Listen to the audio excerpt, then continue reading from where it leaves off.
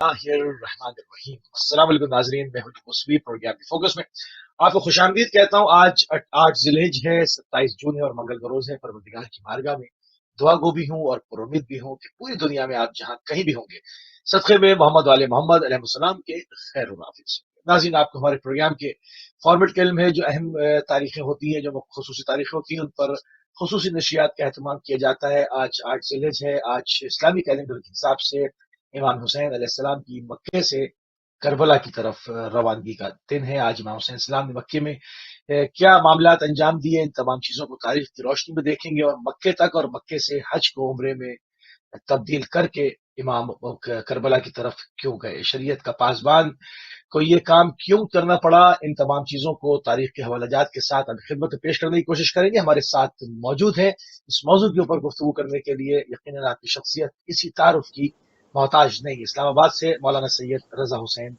जैदी साहब हमारे साथ मौजूद है। क़िबला, आपकी खिदमत में ताज़ियत भी पेश करेंगे, तस्लीत भी पेश करेंगे, सलाम भी अर्ज करेंगे और प्रोग्राम में खुशामदीद भी कहेंगे। वालेकुम अस्सलाम रहमतुल्लाहि व बरकातुहू। आपकी खिदमत में भी और तमाम नाजरीन जो देख रहे हैं, तमाम मोमिनीन व मोमिनात और बिलखुसूस हमारे वक्त के इमाम हज़रत इमाम साहिब अल-असर व ज़मान की बारगाह में तस्लियत है, उनके जद की तस्लियत अर्ज करते हैं। जज़ाकल्लाह क़िबला, जज़ाकल्लाह क़िबला। इमाम हुसैन अलैहिस्सलाम के मक्के तशरीफ लाने के असबाब क्या थे? वो किसी और शहर या किसी और मंतक़े में, किसी और दियार में क्यों तशरीफ नहीं ले गए? इस पर रोशनी डाल दीजिएगा। जी देखिए, इमाम हुसैन अलैहिस्सलाम जो मक्के तशरीफ लेके आए हैं, उसका पस मंज़र अमूमन मोमिनीन मजालिस के अंदर सुनते हैं, लेकिन आपके तमाम तर नाजरीन के लिए ज़रूरी समझता हूँ कि थोड़ा बहुत कुछ इसके पस मंज़र पर रोशनी डाली जाए। अव्वल तो ये बात है कि जब इमाम हुसैन अलैहिस्सलाम मदीने में तशरीफ़ फरमा थे, तो ये सन 60 हिजरी का जो वाक़या रूनुमा हुआ, जिसमें अमीर शाम की मौत की खबर, गवर्नर था वलीद बिन अतबा मदीने का, इसको जब पहुंची और उस सूरत में पहुंची कि एक ख़त था यजीद की तरफ से, और उसमें ये लिखा गया था चंद लोगों के अलावा बिलखुसूस इमाम हुसैन अलैहिस्सलाम से हर कीमत पर, हर सूरत पर बैत तलब करो। एक बहुत ही बड़ा एक वाक़या रूनुमा हो चुका है, अमीर शाम का इंतकाल हो चुका है। और अब मैं ये ज़रूरी समझता हूँ कि इस वक्त नवासे रसूल इमाम हुसैन अलैहिस्सलाम से जबरी तौर पर मेरे हाथ पर बैत ली जाए, और अगर वो इनकार करते हैं तो उनको कत्ल कर दिया जाए, और इसमें सुस्ती ना बरतना। ये अहकाम वलीद के लिए भेजे। तो वो वाक़या आपकी ज़हन में होगा कि जब वलीद ने मौला अली अलैहिस्सलाम के लख्ते जिगर इमाम हुसैन अलैहिस्सलाम को अपने पास तलब किया, तो वो मरवान मलून भी वहां पर बैठा हुआ था। और फिर वलीद ने जो एक खुतबा था वो अपने शान में और अपने यजीद की शान के अंदर पढ़ा, और फिर उसने जो है वो खत जो था यजीद का वो सुनाया। उस खत के अंदर जो लिखा हुआ था, तो उसके जो मौजू था वो सुनने के बाद इमाम हुसैन अलैहिस्सलाम ने फरमाया कि भाई अगर ये बात है तो ठीक है, रात को रहने दो इस बात को, सुबह होने दो, हम फैसला कर लेंगे और गौर फिक्र करेंगे कि कौन ज्यादा हकदार है इस खिलाफत का। यानी इमाम हुसैन अलैहिस्सलाम ने इशारा दे दिया कि भाई मैं किसी सूरत में भी ये काम नहीं करने वाला जो तुम मुझसे चाहते हो कि यजीद के हाथ पर मैं बैत कर दूं। बैत करो, सही। तो मरवान जो उधर बैठा हुआ था उसने ये कहा कि ए वलीद, ये कभी भी अपने हाथ से ये मौका जाया ना होने देना, और इस वक्त मैं ये जरूरी समझता हूँ कि हुसैन इब्न अली अगर बैत नहीं कर रहे तो इससे बेहतर मौका कोई नहीं मिलेगा, फौरन इनका सर तन से जुदा कर दो और इनसे बैत तलब करो, वरना अगर ऐसा ना करें। तो इमाम हुसैन अलैहिस्सलाम ने बहुत खूबसूरत जुमले, उस वक्त तारीखी जुमले कि जिसमें मौला हुसैन अलैहिस्सलाम ने फरमाया था कि तुम मुकायसा किया था अपना और यजीद का, اور فرمایا تھا کہ وہ رجل شارب بالخمر، وہ یزید جو کہ ہمیشہ نشے میں رہتا ہے، شراب پیتا رہتا ہے، اور وہ گندگی میں رہنے والا، وہ لہو و لعب کی محفلوں میں سجانے والا اور نجاست میں رہنے والا شخص، کہاں وہ اور کہاں ہم اہل بیت نبوہ جو کہ معدن الرسالہ ہیں، وہ انا مختلف الملائکہ، ہم وہ ہیں کہ جن پر ملائکہ جوق در جوق نازل ہوتے ہیں، زیارت کرتے ہیں اور چلے جاتے ہیں. کہاں ہم کہاں وہ، لا یبایع مثلی مثلہ، ہماری طرف سے اس کو کہہ دو کہ ہم جیسے اس جیسے کی ہاتھ پر بیعت نہیں کرتے. کہہ دو یزید کو کہ میں تجھ جیسوں کے ہاتھ پر، میں حسین ابن علی ہوں، میں زہرا کا بیٹا ہوں، میں علی مرتضیٰ کا بیٹا ہوں، تجھ جیسے کہ ہاتھ پر میں بیعت ہرگز نہیں کروں گا. ایک کتاب ہے خلافت و ملوکیت ابو الاعلیٰ سید ابو الاعلیٰ مودودی صاحب کی، اس میں انہوں نے اس چیز کا، اس موضوع کے اوپر بات کی اور کہا کہ دیکھیں یزید وہ شخص تھا کہ جو کہ تخت اور تاج جو اس نے سنبھالا تھا، وہ اپنے آپ کو مسلمانوں کا امیر المؤمنین کا لقب دیے بیٹھا تھا، اور وہ یہ سب جانتے ہیں کہ وہ دین سے دور تھا. علل اعلان اس نے یہ اعلان کر دیا تھا کہ کوئی وحی نازل نہیں ہوئی تھی، نعوذ باللہ من ذالک، کوئی رسول نہیں تھے، کوئی قرآن نہیں تھا، بلکہ یہ تو ایک خاندان بنی ہاشم نے ایک ڈھونگ رچایا تھا تخت و تاج کے لیے، نعوذ باللہ من ذالک. اور اس نے اپنے آپ کو مسلمانوں کا امیر بھی کہتا تھا ساتھ کے ساتھ. تو اس ابو الاعلیٰ مودودی کا نقطہ سنیے، بڑا زبردست نقطہ ہے، اور یہ دیکھیں تمام مسلمان اس بات کو آج سمجھتے ہیں اور یہ قیامت تک سمجھتے رہیں گے. انہوں نے کہا کہ اگر اس مرحلے پر جب یزید نے بیعت طلب کی، اب آپ دیکھ لیجئے امام حسن علیہ السلام سے صلح ہوئی تھی، بیعت نہیں طلب کی تھی. اگر امام حسن مجتبیٰ علیہ السلام سے بیعت طلب کی جاتی تو اس وقت کربلا رونما ہو جاتا، کربلا پہلی رونما ہو جاتا. رسول اللہ صلی اللہ علیہ وآلہ وسلم نے بھی صلح کی تھی، صلح حدیبیہ، بیعت نہیں کی تھی کفار کے ہاتھ پر. امیر المؤمنین علیہ السلام نے بھی کسی کے ہاتھ پر بیعت نہیں کی تھی. امام حسن مجتبیٰ نے بھی بیعت نہیں کی تھی. ان میں سے کسی سے بھی اگر بیعت طلب کی جاتی تو کربلا پہلے رونما ہو جاتی. غرض یہ کہ ابو الاعلیٰ مودودی یہ کہتے ہیں کہ تمام امت مسلمہ، یہ جو کچھ میں نے پہلے کہا یہ تو میرے بات تھی، لیکن ابو الاعلیٰ مودودی کیا کہتے ہیں کہ تمام امت مسلمہ کی نگاہیں رسول کے نواسے پر جمی ہوئی تھی کہ یزید نے جبری طور پر بیعت طلب کی. اگر نواسے رسول یزید کے ہاتھ پر بیعت کر لیتے تو اسلام ختم ہو جاتا، کوئی اذان، کوئی نماز، کوئی حج روزہ، کوئی لا الہ الا اللہ کی صدائیں بلند نہ ہوتی، اسلام مر گیا ہوتا، ختم ہو جاتا اگر نواز رسول بیعت کر لے. یہ وجہ تھی کہ امام حسین علیہ السلام کبھی بھی بیعت کرنے سے راضی نہیں ہوئے. لیکن اب ضروری یہ تھا کہ چونکہ انہوں نے اعلان جنگ کر دیا تھا مولا حسین علیہ السلام کو، مدینہ ترک کرنا پڑا، اور وہ جو آپ کا سوال تھا مکے کی طرف آنا پڑا. اب مکہ کیوں چنا بھائی؟ کوئی اور شہر چن لیتے، کوئی اور جگہ چن لیتے، پوری دنیا پڑی تھی، مکہ ہی کیوں؟ ایک میں آپ کی ذہن کو قرآن کی طرف لے کے جاتا ہوں، ومن دخلہ کان آمنا، ومن دخلہ کان آمنا. آل عمران، سورہ آل عمران میں آیت مبارکہ آتی ہے، اور اس طرح کی بے تحاشا آیات اور بھی جگہوں پر ہیں جس میں یہ کہا گیا ہے کہ جو خانہ کعبہ ہے، جو حرم خدا ہے، یہ اللہ کی طرف سے امن و امان کی جگہ ہے. یہ وہ جگہ ہے جس میں خداوند کریم نے امان دے دیا ہے انسانوں کو، کوئی بھی ادھر آ جائے اس کو امان ہے. یہ جنگ کی جگہ نہیں ہے. مکہ میں جنگ و جدال مسلمان نہیں کرتے.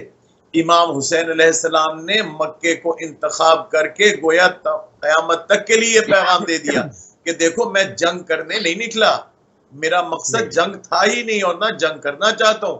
جنگ مسلط کی گئی، جنگ کربلا میں مسلط کی گئی امام حسین علیہ السلام نے. اب جب وہ مکہ انتخاب فرمایا تو تقریباً 4.5 مہینے امام حسین علیہ السلام مکے میں تشریف فرمائے. آپ دیکھ لیجیے 28 رجب کدھر اور 8 ذی الحج کدھر.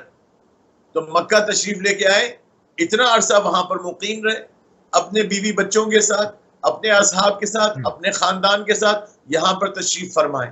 کیوں؟ اس لیے تشریف فرمائیں کہ یہ امن کی جگہ ہے، اللہ کی طرف سے ہر ایک کو امان ہے، یہ جنگ کی جگہ نہیں ہے۔ میں کسی سے جنگ نہیں چاہتا، جنگ کرنے نہیں نکلا، اور نہ میں چاہتا ہوں۔ تو امام حسین علیہ السلام نے یہ ہر کام حجت خدا کا حکمت الہی سے بھرا ہوتا ہے، ان کا پیکر حکمت سے مجسم ہے۔ وہ مکہ کا انتخاب اس لیے مولا نے کیا۔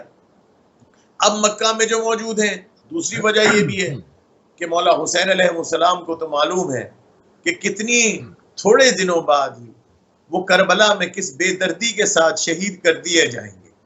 مدینہ الرسول کو تو الوداع کہا، بی بی سیدہ کی قبر مبارک کو وداع کہہ دیا، اپنے بھائی حسن مجتبیٰ کی قبر مبارک کو بھائی کی قبر کو بھی الوداع کہہ دیا۔ اب خانہ کعبہ سے جو محبت ہے، وہ صفا و مروہ کے وارث، وہ خانہ کعبہ کے وارث، وہ سرزمین مکہ کے وارث، کتنی محبت تھی بیت اللہ سے کہ میں شہادت سے پہلے اللہ کے گھر کے پاس آ جاؤں۔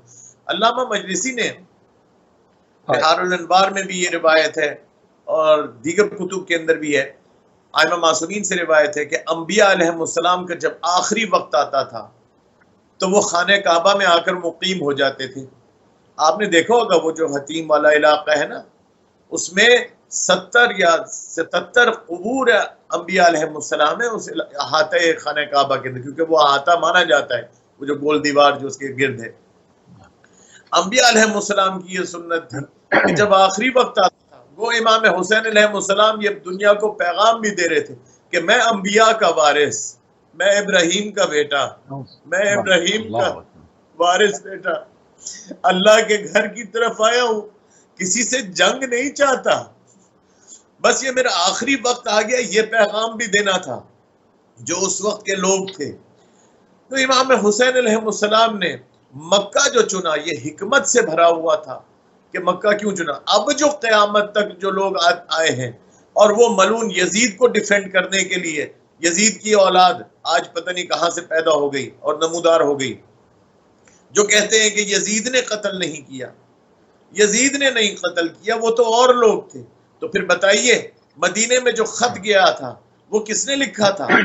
جو ابھی میں نے تذکرہ کیا، یہ مکے کو امام حسین علیہ السلام مکے کی طرف جو تشریف لے کے آئے، یہ سامنے ہے آپ کے کہ مکے کو ترک کرنا بھی یہ خود دلیل ہے اس بات کی، مولا اسی لیے مکہ تشریف لے کے آئے کہ دیکھ لینا، مجھے جب چھوڑنا پڑے گا نا تو قیامت تک آنے والے لوگ، خبردار کوئی ان میں سے کوئی ایسا نہ ہو جو کہے کہ نہیں یزید نے قتل نہیں کیا۔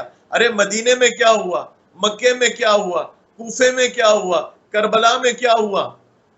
کیا یہ سب کے سب خود ہی سے کر رہے تھے؟ یزید کی کہیں حکومت نہیں تھی؟ اس کے جو خطوط تاریخ کے اندر لکھے آتے ہیں کہ جو وہ ہدایات جاری کرتا تھا، جو ابن زیاد کو ہدایات جاری کی، جو مکہ کا جو گورنر تھا اس کو جو ہدایات جاری کی، اس میں کیا کچھ نہیں لکھا یزید نے؟ جی فرمانا چاہ رہے تھے۔ اچھا، مکے میں قیام کے دوران کن کن شخصیات سے امام نے ملاقات کی ہے؟ کن کن شخصیات سے ملاقات ہوئی امام کی؟ کیونکہ امام مکے میں جو قیام ہے اس میں یہ سرگرمیاں بھی چل رہی تھیں، لوگ آ رہے تھے، مل رہے تھے، لوگوں کو معلوم تھا کہ جی ہاں، یہ مکے میں چند جو بہت سارے لوگوں نے، کیونکہ مولا 4.5 مہینے ماہ وہاں پر قیام تھا، تو مکہ کو جو چنا تھا مولا نے، دیکھیے کہ ایک پیغام بھی مولا نے عام کرنا تھا کربلا کا، پوری دنیا سے لوگ بالآخر مکہ کی سرزمین پر آتے ہیں عمرے کے لیے، اور خاص خصوصاً حج کے لیے، تو جن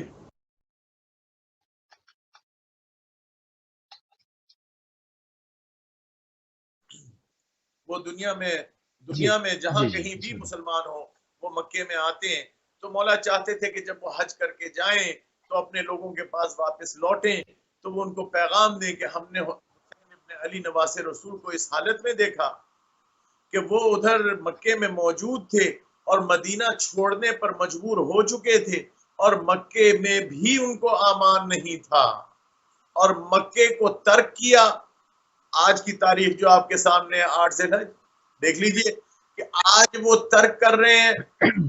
مولا امام حسین علیہ السلام مکے کو، اب جو شخصیات آگے مل رہی ہیں وہ آ کے ان کو مشورہ دے رہی ہیں کہ مولا آپ نہ جائیے، مولا کوفے کی طرف نہ جائیے. لوگ آ کے کہتے ہیں کہ ان کے دل آپ کے ساتھ ہیں لیکن تلواریں بنو امیہ کے ساتھ ہیں، وہ دغے سے بھرے ہوئے ہیں، انہوں نے آپ کے بھائی کے ساتھ وفا نہ کی، آپ کے والد گرامی امیر المؤمنین علیہ السلام کو تنہا چھوڑا. یہ غدار لوگ ہیں، ان کی طرف نہ جائیے. ان کے خطوط جو لاکھوں کی تعداد میں آپ کے پاس آئے ہیں ان کی طرف توجہ نہ دیجیے، یہ دغا باز لوگ ہیں. لیکن مولا ادھر سے جو نکل رہے ہیں، میں نے عرض کیا تھا کہ مکہ تو امن کی جگہ ہے.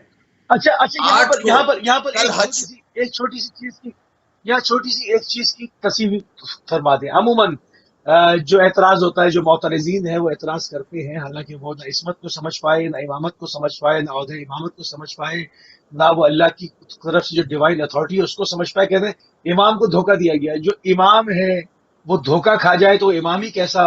امام تو اس نور کا حصہ ہے، اس علم کے لدنی کا مالک ہے. امام کو دھوکہ تو نہیں دیا جا سکتا. تو یہ جو اعتراض ہوتا ہے اس کی تھوڑی سی تصحیح کر دیں کہ یہ کیسے کہہ دیتے ہیں کہ امام کو دھوکہ دے دیا، مطلب وہ امام ہی کیا جو دھوکہ کھا جائے.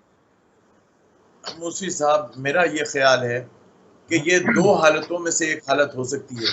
ایک تو یہ کہ ایسی بات کرنے والا مکمل جاہل ہے جس نے کبھی تاریخ کا مطالعہ ہی نہیں کیا، اور وہ اپنے آپ کو کسی بھی مسلک کا ہو مسلمانوں کا، وہ اپنے آپ کو عالم کہنے کا لائق نہیں ہے.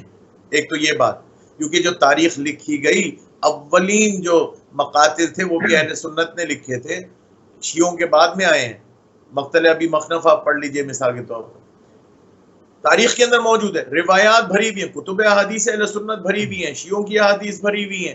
کیا رسول خدا صلی اللہ علیہ وآلہ وسلم نے ولادت کے وقت جب امیر المومنین علیہ السلام اور بی بی سیدہ سلام اللہ علیہ امام حسین علیہ السلام کو گود میں اٹھا کر رسول اللہ صلی اللہ علیہ وآلہ وسلم کی گود مبارک میں دیتے ہیں تو حضور نے گریہ فرمایا ابھی جبریل نازل ہوئے تھے اور جبریل نے مجھے کربلا کی خبر دی.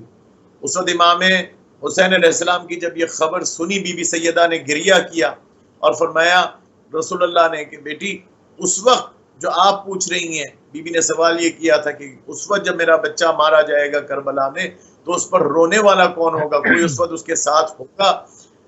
تو حضور نے فرمایا تھا بیٹی نہ اس وقت میں ہوں گا، نہ علی ہوں گے، نہ آپ ہوں گے. تو اس پر بی بی نے گریہ فرمایا اور کہا پھر ان کے اوپر رونے والا کون ہوگا؟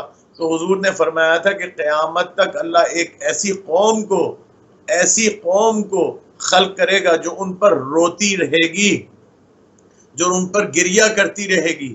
یہ اعلان ہے خدا کی طرف سے جو قیامت تک جاری رہے گا. لوگوں کی گریہ و زاری کے ذریعے سے یہ اعلان ہے امام حسین علیہ السلام. امام حسین علیہ السلام باخبر تھے پیدائش کے وقت سے لے کے حضرت بی بی ام سلمہ کے گھر میں خاک دینے کی والی واقعات جو اہل سنت کی احادیث کے اندر موجود ہیں، رسول خدا کو خواب میں دیکھنے والے واقعات سے لے کر رسول خدا کی ممبر پر مسجد نبوی کے اندر اعلان کرتے ہوئے کہ یہ میرا بچہ وہ ہے کہ جو دشت کربلا میں مارا جائے گا. امیر المؤمنین علیہ السلام کا جنگ کے اوپر جاتے ہوئے کربلا کے پاس سے گزرتے ہوئے سب کے سامنے اعلان کرنا اور گریہ کرنا، یہ روایات بھری ہوئی ہیں. یہ ساری کی ساری روایات جو آج کتب امت مسلمہ کی جتنی بھی کتب احادیث معتبر ہیں ان کے اندر موجود ہونے کے باوجود کیا یہ ان کے عقول میں نہیں آتی یہ بات کہ یہ باتیں امام حسین علیہ السلام کو معلوم نہیں تھی؟ امام حسین علیہ السلام کو معلوم. ایک عظیم قربانی ہے امام حسین علیہ السلام کی جو خدا کی طرف سے ان سے مانگی گئی ہے تاکہ اللہ کے دین اسلام کو بچایا جا سکے. صحیح. واپس آتے ہیں مکے میں اس دوران جو شخصیات سے ملاقات ہو رہی ہے، اس تھوڑی سی بات کریں پھر ہم تیزی سے آگے بڑھیں. جی میں یہ عرض کرتا ہوں کہ مکے کے اندر جو بہت ساری شخصیات، بہت سارے لوگ آئے، لیکن جو نامور لوگ ہیں ان کا میں ذرا تذکرہ کرتا چلوں. حضرت محمد بن حنفیہ ہیں، حضرت عبداللہ بن جعفر ہیں. یہ دو حضرت عبداللہ بن جعفر آپ بی بی زینب سلام اللہ علیہ کے خامند بھی ہیں، یہ تشریف لائے. اور عبداللہ ابن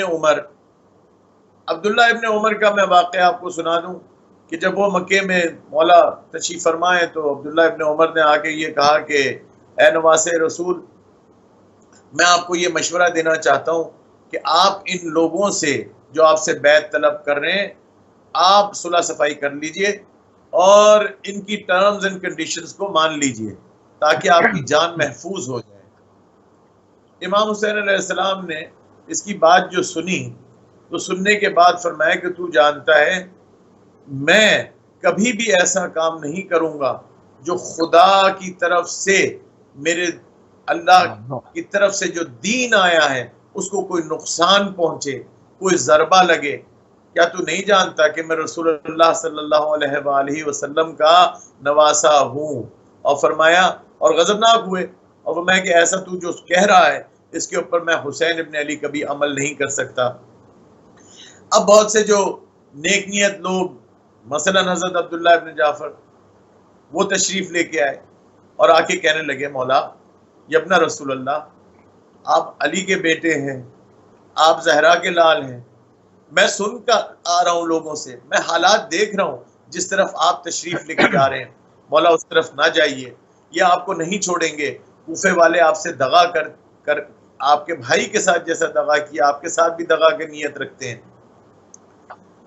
فرمایا مولا نے کہ نہیں یہ تو میں نے کرنا ہے اور یہ اللہ کی طرف سے میرے اوپر فرض کیا گیا ہے اور میں نے اللہ سے جو وعدہ کیا اس وعدے کو میں نے نبھانا ہے۔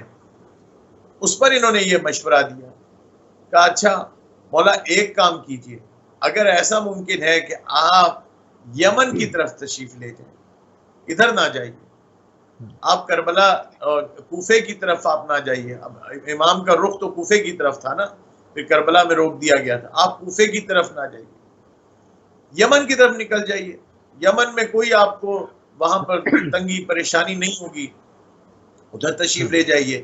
امام حسین علیہ السلام نے فرمایا کہ اچھا مجھے رات کو سونے کی مہلت دو، میں صبح اس کا آپ کو جواب دوں گا۔ صبح جب ہوئی تو حضرت عبداللہ ابن جعفر کو خبر ملی کہ امام حسین علیہ السلام کوفے کی طرف روانہ ہو رہے ہیں، دوڑتے ہوئے آئے اور مولا حسین علیہ السلام کی سواری کا مہار پکڑ لیا، گریہ کرتے جا رہے ہیں۔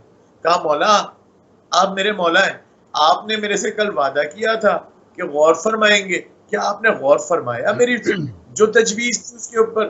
مولا نے فرمایا کہ آپ کو معلوم ہے جب آپ تشریف لے گئے تو روایت کے الفاظ ہیں آتانی رسول اللہ صلی اللہ علیہ وآلہ وسلم، لوگوں نے اس کا ترجمہ یہ کیا اور روایات کے اندر بھی دیگر روایات میں بھی، البتہ اس روایت میں کیا آ رہا ہے آتانی رسول اللہ صلی اللہ علیہ وآلہ وسلم، یعنی رسول اللہ میرے پاس آئے، لیکن اس کے ترجمے میں لکھا جاتا ہے رسول اللہ خواب میں تشریف لے کے آئے۔ جب آپ چلے گئے میرے سے تو رات کو خواب میں نے رسول اللہ کو دیکھا اور انہوں نے فرمایا یا حسین، اے میرے بچے، اے میرے بیٹے حسین، فرمایا رسول اللہ نے مجھے خبر دی، کہا اللہ تعالی آپ کو فإن اللہ قد شاء ان یراک قتیلا، اللہ تعالی آپ کو میرے بچے قتل ہوا ہوا دیکھنا چاہتا ہے۔ یہ لغوی ترجمہ ہوا، یعنی کہہ یہ رہے تھے رسول اللہ کہ آپ کی قربانی اللہ کو دین بچانے کے لیے مطلوب ہے، ضروری ہے۔ اس پر انہوں نے یہ فرمایا ہے کہ مولا اگر ایسا ہے، روئے گریہ فرمایا اور کلمہ استرجاع پڑھا، کہا انا للہ و انا الیہ راجعون، لیکن میرے مولا اگر واقعا ایسا ہی ہے کہ جیسا آپ نے فرما دیا آپ کا جانا ضروری ہے، تو پھر ان بیبیوں کو کیوں لے کے جا رہے ہیں؟ ان بیبیوں کو اپنے ساتھ نہ لے جائیے، چھوٹی سی سکینہ بھی موجود ہیں، زینب کبریٰ ہیں، ام کلثوم ہیں، ام لیلہ ہیں، بی بی لیلہ ہیں، ام رباب ہیں، ان بیبیوں کو کیوں لے کے جا رہے ہیں؟ مولا نے پھر جواب دیا، دیکھیے کہ جو اللہ تعالیٰ کی طرف سے لکھ دیا گیا ہوتا ہے کہ جو قربانی درکار ہوتی ہے دین بچانے کے لیے، فرمایا کہ رسول اللہ نے یہ بھی فرمایا کہ ان اللہ شاء یراہن صبایا، کہ اللہ تعالیٰ یہ ان بیبیوں کو قید دیکھنا چاہتا ہے، ان کو دیکھنا چاہتا ہے کہ ان کے ہاتھ جو ہے وہ رسیوں سے بندھے ہوئے ہوں، یہ قربانی درکار ہے خدا کو اپنا دین بچانے کے لیے۔ اس پر انہوں نے گریہ کرنا شروع کیا، تو مقتل مجلسی کے اندر میں نے یہ روایت پڑھی کہ ایک بی بی کی آواز آئی، بلند آواز میں گریہ کی آواز آئی، یہ بی بی زینب سلام اللہ علیہ کی آواز تھی۔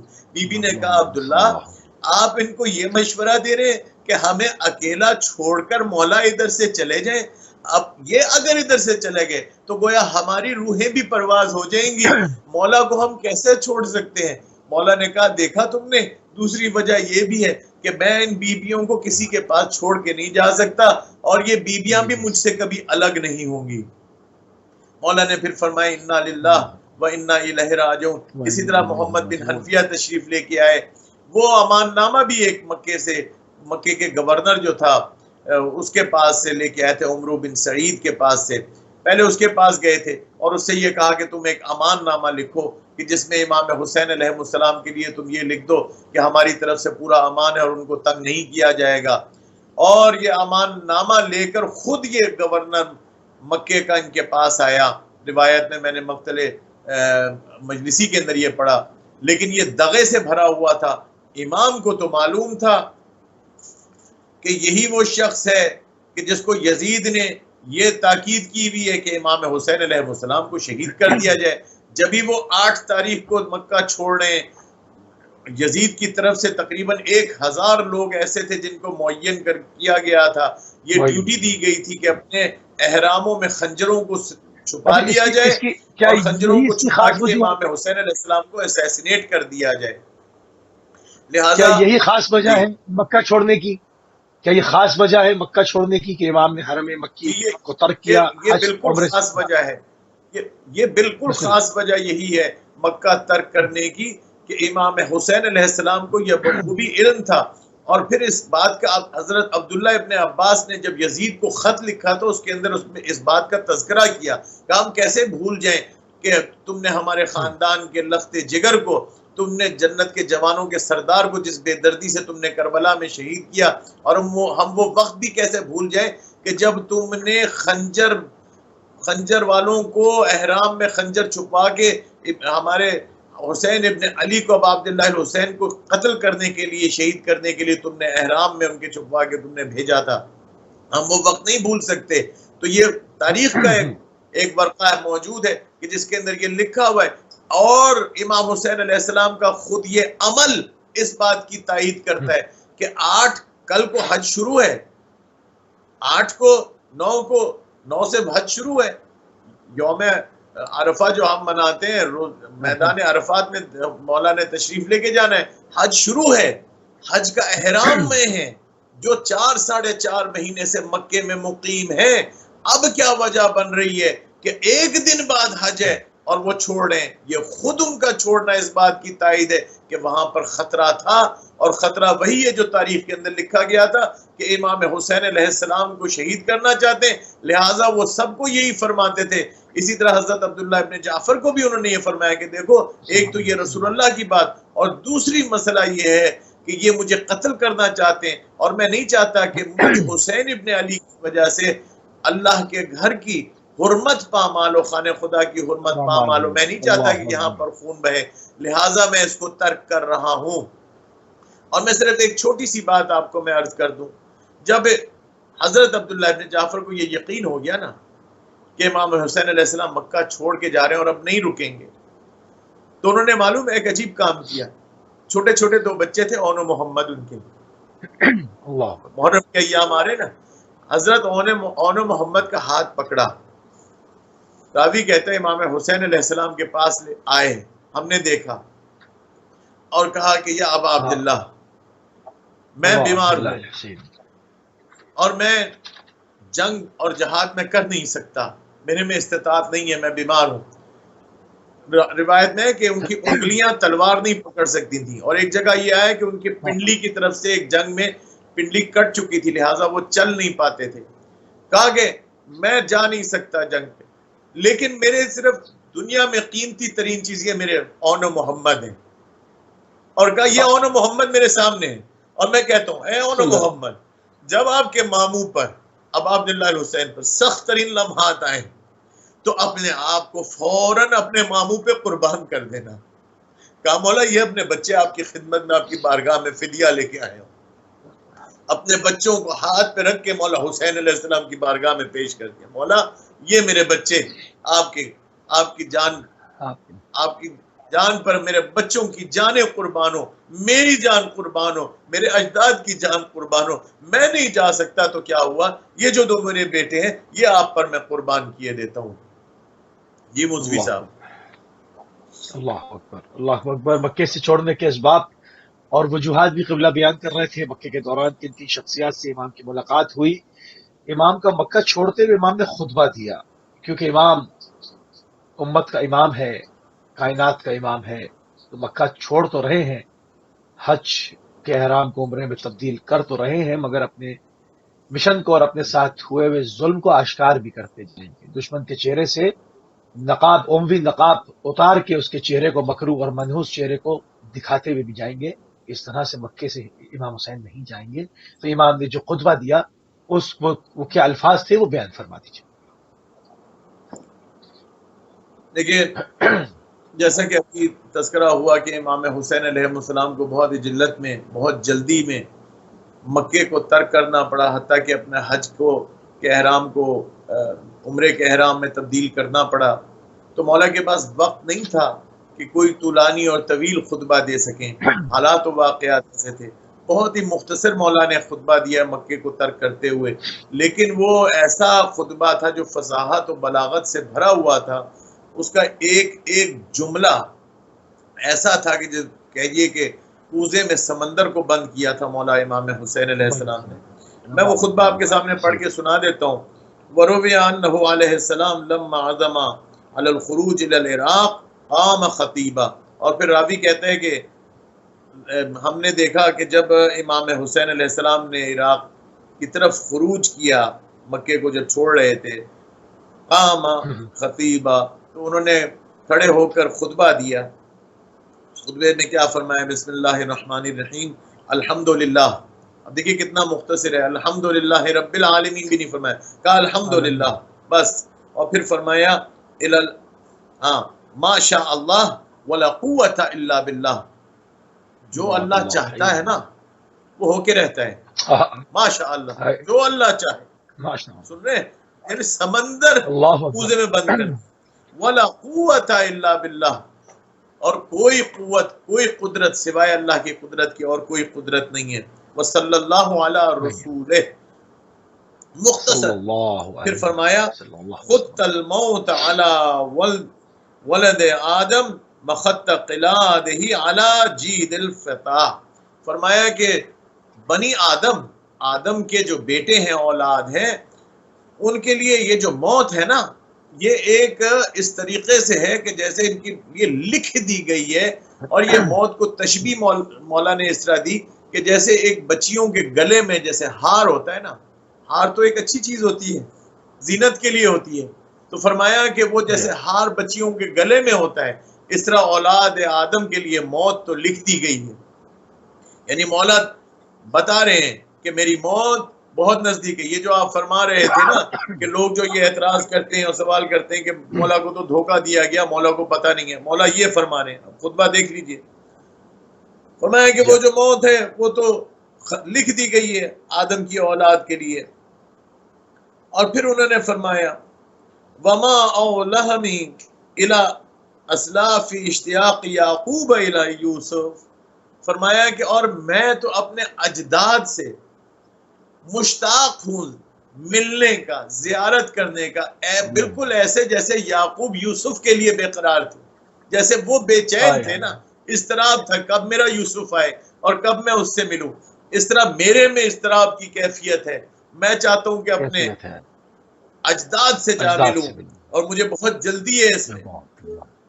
یعنی ایک ایک جملے میں رسول خدا صلی اللہ علیہ وآلہ وسلم کے لخت جگر ایک ایک جملے میں جو پیغام دے رہے ہیں، فرما رہے ہیں کہ تم لوگ یہ نہ سمجھنا کہ میں پہلے اپنی موت کی خبر دے رہا ہوں تو میں کوئی گھبرایا ہوں۔ اس جملے سے ظاہر ہوتا ہے کہ وہ فرما رہے ہیں کہ میرے میں تو شوق ہے، اور یہ ولولہ، شوق و ولولہ میرے جگر کے اندر، میرے دل میں ولولہ ہے، اور یہ جذبہ ہے کہ میں چاہتا ہوں کہ اپنے اجداد سے بہت جلدی جا کے مل لوں۔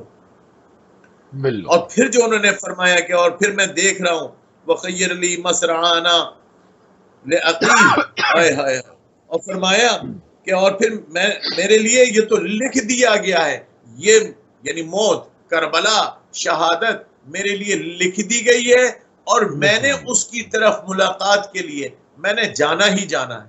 یعنی میرا ادھر پہنچنا یہ لازمی ہے، یہ اٹل ہے، یہ اٹل فیصلہ ہے، اللہ کا بھی، رسول کا بھی، میرا بھی.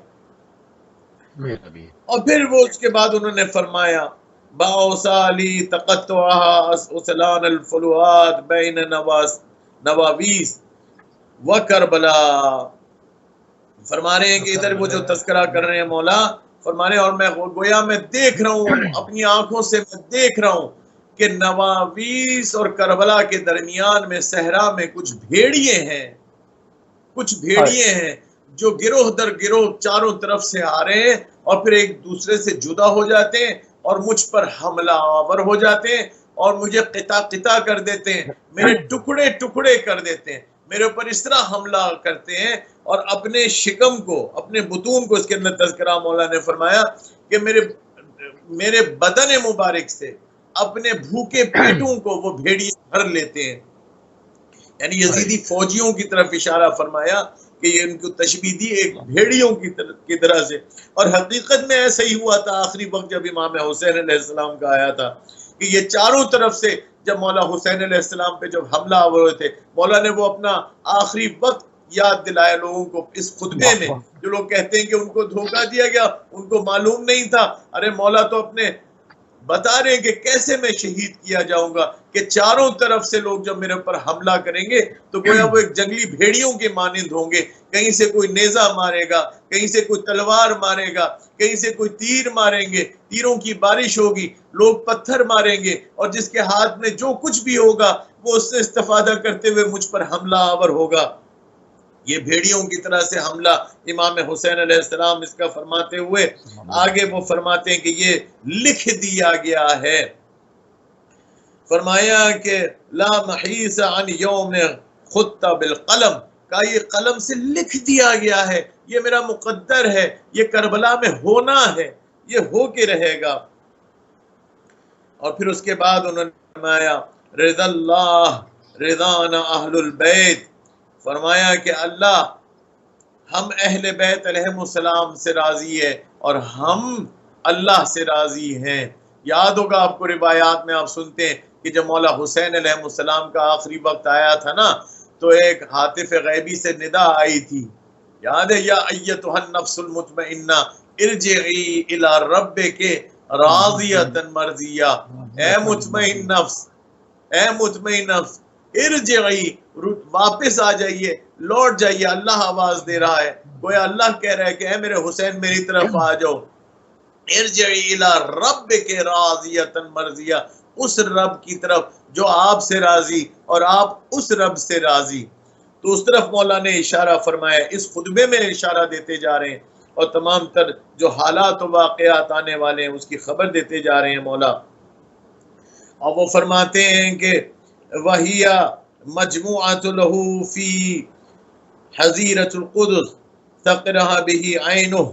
فرمایا، اور اس سے ایک جملہ پہلے میں عرض کر دوں کہ لن تشز عن رسول اللہ صلی اللہ علیہ وآلہ وسلم لحمته وَهِيَ مَجْمُوعَةُ لَهُ فِي حَزِيرَةِ الْقُدُسِ تقربهم عینہ.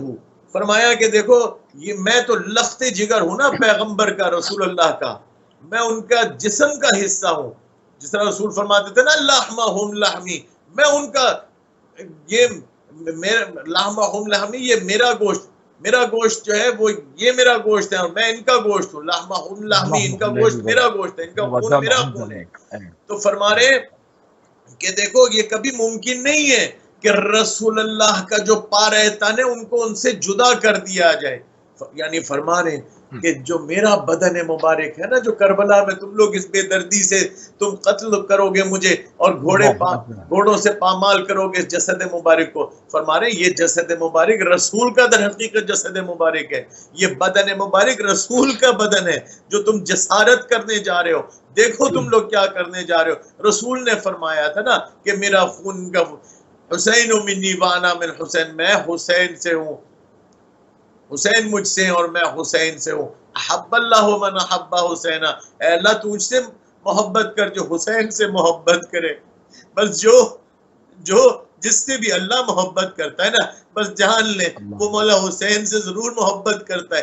وہ شخص اگر کوئی مولا حسین سے محبت کرتا ہے نا تو وہ سمجھ لے اللہ اس سے محبت کرتا ہے، کیونکہ یہ رسول اللہ کی دعا ہے، اور رسول اللہ کی دعا کبھی رد نہیں جاتی، وہ آئندہ کی خبر ہوتی ہے.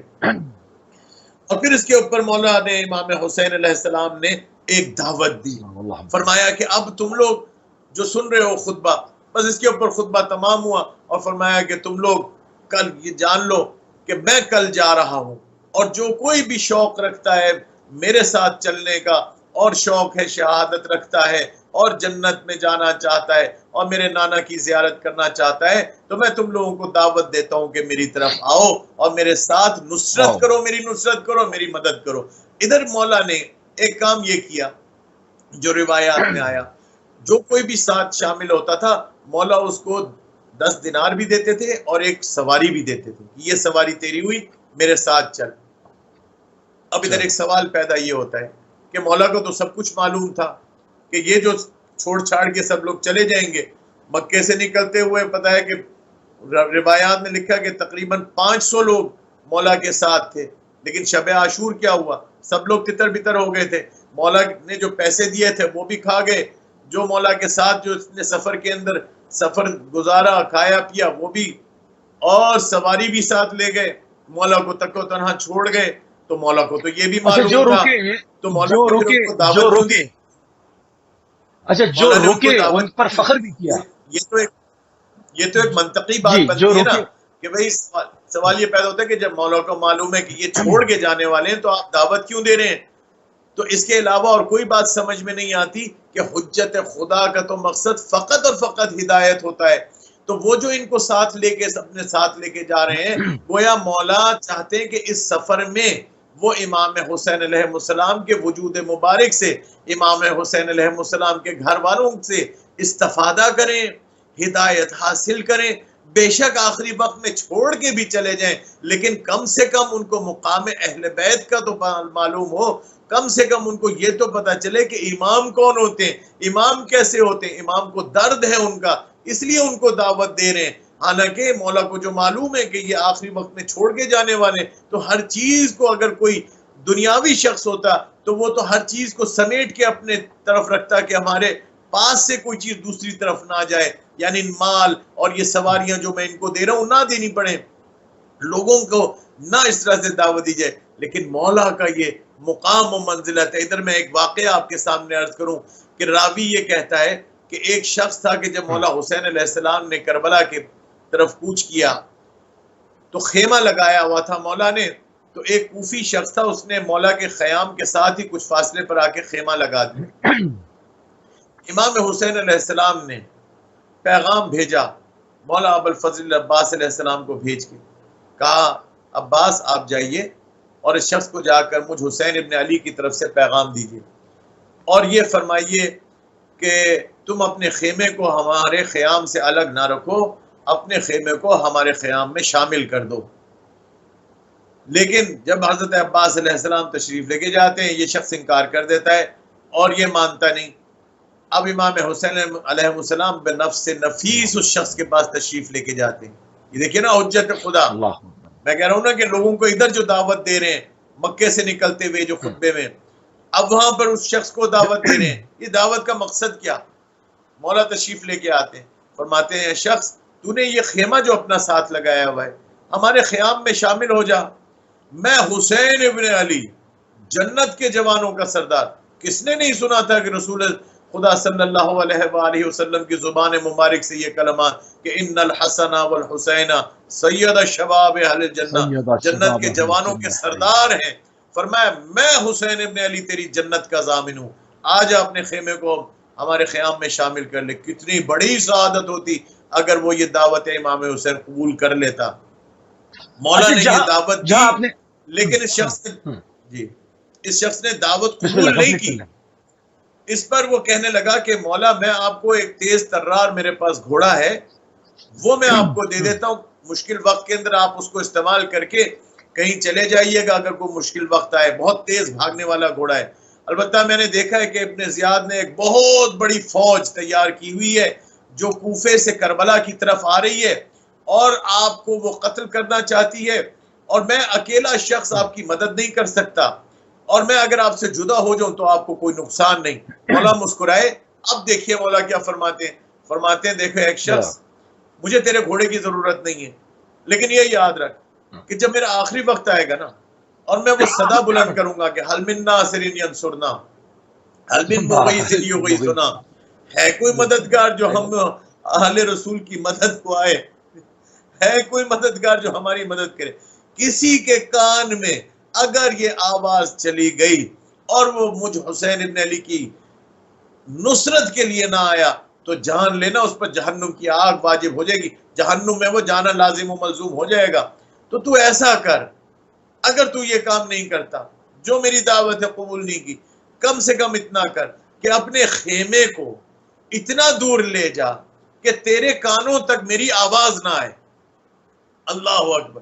دیکھو حجت خدا، ان لوگوں کے لیے دل دھڑک رہا ہے مولا کا کہ جو کسی کام کے نہیں ہے تو ٹکے کے نہیں ہے۔ ایک دفعہ مولا حسین علیہ السلام یزیدی فوجیوں کے سامنے کھڑے منہ موڑ کے رونے لگے۔ کسی نے کہا کیا ہوا؟ آپ تو حیدر کرار فاتح خیبر و خندق کے بیٹے ہیں، کیا ڈر گئے جو آپ رو رہے ہیں؟ نعوذ باللہ من ذالک۔ کسی ملعون نے یہ کہا۔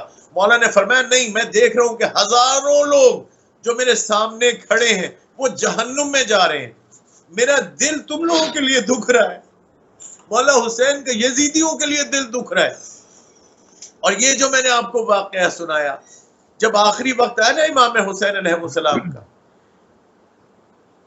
امام حسین علیہ السلام اکیلے رہ گئے، یہ صدا بلند کی، کہا فوج یزید میں سے 2 لوگ ایسے تھے جو خوارج میں سے تھے، ان کا ایک نعرہ تھا لا حکم الا للہ، وہ دیوانگی کی طرح سے یہ نعرہ بلند کرتے ہوئے برداشت نہیں کر سکتے۔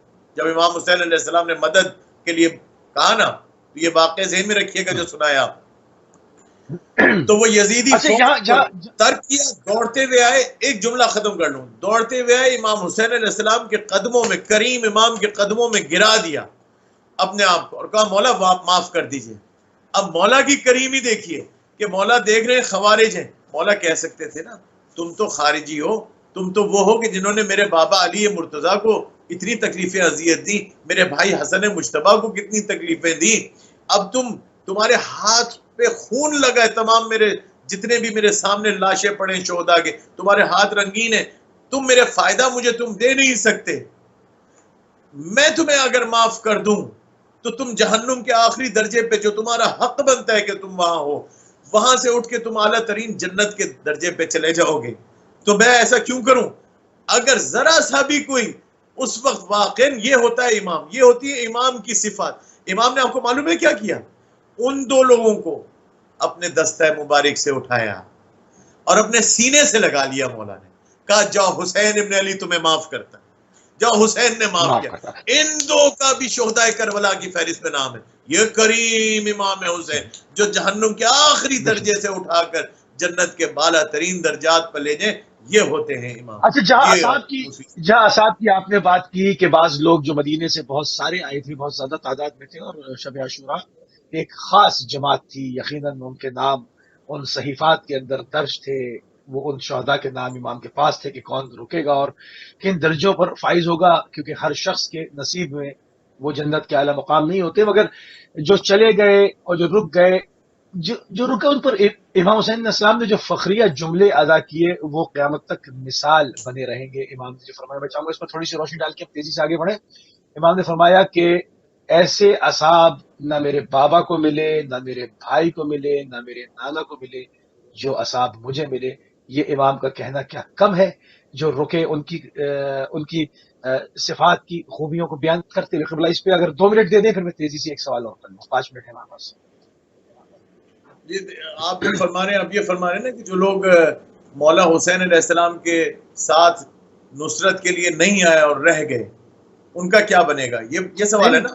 یہ کہنے کا مقصد ہے نہیں، جو چلے گئے وہ تو چلے گئے، جو رکے، جنہوں نے قربانی دی، امام نے ان کے لیے جو کلمات بیان کیے کہ جیسے اصحاب نہ میرے نانا کو ملے، نہ بابا کو، نہ بھائی کو، یعنی یہ کتنے عظیم کلمات ہیں ان کے لیے۔ اس میں چاہوں 1 منٹ آپ گفتگو فرما دیں، میں آگے بڑھوں۔ ہاں، یہ دیکھیے کہ بالکل مولا حسین علیہ السلام کی یہی کلمات ہیں کہ مولا نے فرمایا کہ ایسے صحابی جو مجھے ملے ہیں وہ کسی نبی کو ایسے اصحاب نہیں ملے جو مجھ حسین ابن علی کو ملے. کیا وجہ تھی؟ شب عاشور ہے، مولا حسین علیہ السلام نے شمع بجھا دی اور فرمایا کہ میں تمہارے ہاتھ پر سے، جو میرے ہاتھ پر جو تم لوگوں کی بیعت ہے، اس بیعت کو میں اٹھا لیتا ہوں. روایت کے الفاظ ہیں، کہا بیعت کو میں اٹھا لیتا ہوں، یہ صرف مجھ حسین ابن علی کے خون کے پیاسے ہیں، یہ تم میں سے کسی سے ان کو کوئی کام نہیں ہے، یہ مجھے قتل کرنا چاہتے ہیں. اور پھر فرمایا کہ اے میرے اصحاب، اگر تمہیں شرم آتی ہے یا تم سمجھتے ہو کہ تم دوسروں کے سامنے جاتے ہوئے تمہیں حیا آتی ہے، تو میں ایک کام یہ کرتا ہوں کہ جو جلتی ہوئی شمع ہے اس کو میں بجھا دیتا ہوں. اور فرمایا دیکھو، تم میں سے کوئی اگر جاتے ہوئے پھر بھی اگر دل میں کوئی ملال ہوتا ہے، بیعت تو میں نے اٹھا لی. میں نے روایت پڑھی، اس میں یہ تک فرمایا کہ تمہاری جنت کا بھی میں ضامن ہوں. ادھر تک جو تم میرے ساتھ آ گئے نا، جنت تمہیں مل گئی، جنت حسین ابن علی نے تمہیں دے دیے، تم چلے جاؤ.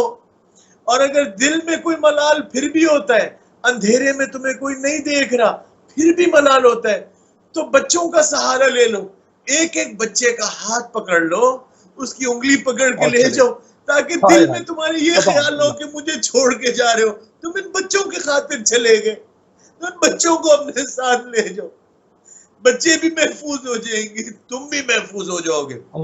لیکن یہ جو جملہ تھا یہ کس لیے تھا؟ کہ وہ اصحاب کھڑے ہوئے اور انہوں نے کہا کہ مولا یہ آپ نے کیسے کہا؟ سب سے پہلے اصحاب کی طرف سے جو کھڑے ہوئے وہ مولا ابو الفضل العباس تھے، جو کھڑے ہوئے اور کہا یہ حسین ابن علی، یہ آپ نے کیسے بات کر دی کہ میں یا ہم میں سے کوئی آپ کو اکیلا چھوڑ جائے گا؟ فرمایا وائی ہو ایسی زندگی پر کہ جو آپ کے بعد موجود رہے. یہ کیسے ممکن ہے کہ آپ نہ ہو اور ہم وہ دن دیکھیں کہ ہم موجود ہوں اور آپ موجود نہ ہوں؟ فرمایا خدا کی قسم کھا کے کہتے ہیں کہ اگر ہمارے ٹکڑے ٹکڑے بھی کر دیے جائیں ہم ہرگز آپ کو اکیلا نہیں چھوڑیں گے. اصحاب امام حسین، یہ تو مولا کے بھائی تھے نا، یہ تو مولا عباس تھے، یہ تو مولا علی اکبر تھے، یا وہ خاندان بنی ہاشم نے جو جملات کے. میں تو اصحاب کی بات آپ نے کی، اصحاب کا سنیے. اصحاب میں سے کھڑے ہوئے، انہوں نے کہا مولا زہیر ابن قین کھڑے ہوئے، حبیب ابن مظاہر کھڑے ہوئے، دیگر اصحاب کھڑے ہوئے، قربان ان پر ہماری روحیں فدا ہوں اصحاب امام حسین علیہ السلام پر.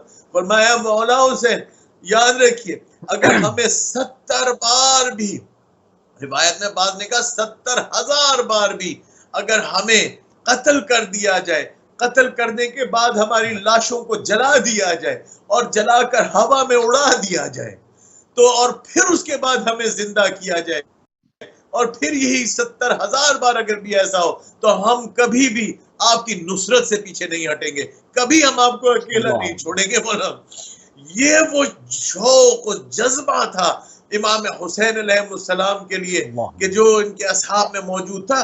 پہچانتے تھے حجت خدا کو، ان میں معرفت تھی. کاش ہم میں بھی وہ معرفت آ جائے امام زمانہ علیہ السلام کو پہچاننے کے لیے جو وارث پیغمبر ہے، وارث امام حسین. جی آپ کچھ کہنا چاہ رہے ہیں؟ جزاک اللہ قبلہ، جزاک اللہ. کیونکہ ابھی کچھ چیزیں اور تھیں مگر چونکہ ٹائم کی تنگی ہے تو انشاءاللہ چونکہ ابھی مکے سے امام حسین علیہ السلام کا سفر شروع ہو رہا ہے تو امام حسین علیہ السلام کے مکے سے کربلا تک کے جو حالات ہیں اس پر بھی مزید پروگرامز کیے جائیں گے اور اپنے بچوں کو اس کے اوپر تعلیم دی جائے گی، کیونکہ یہ بہت ضروری ہے کہ ان تمام چیزوں پر جو ہے وہ اب ہمارے بچے ان تمام چیزوں کو جانے، کیونکہ بزرگ جانتے ہیں اور ہم نے بھی ان سے سیکھا اور ہر روز انسان کو سیکھنا چاہیے. تو اسی کے ساتھ اپنے پروگرام کو اختتام کی طرف لے کر تیزی سے آگے بڑھ جائیں گے اور انتہائی مشکور ہیں اور ممنون ہیں مولانا رضا حسین زیدی صاحب آپ کے کہ آپ نے ایک مرتبہ پھر اپنا قیمتی ٹائم اسلام آباد پاکستان سے ہم اہل بیت ٹی وی کو دیا. روانگی امام حسین مکے سے کربلا ہمارا موضوع رہا اور انشاءاللہ جو پوائنٹس ابھی رہ گئے وہ ہم آنے والے ایام میں جو ہے اس کے شوز کریں گے. پروردگار نے